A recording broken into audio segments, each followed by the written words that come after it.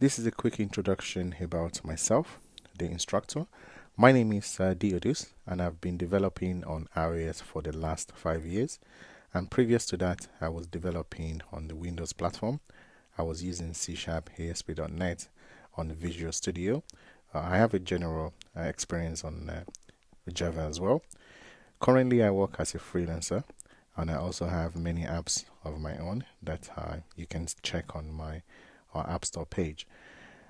I have a bachelor degree in computer science and I have a master's degree in software engineering. So this is what I enjoy. This is what I've been studying for a long time.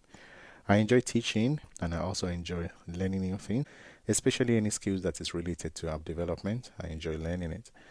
For anyone that it doesn't feel adequate to take this particular course because it is for intermediate, you can check out my beginner course, which goes in depth on a lot of basic things. So I've covered so many things, about 33 hours of videos, which teach you all the basic things that you need to know on app development.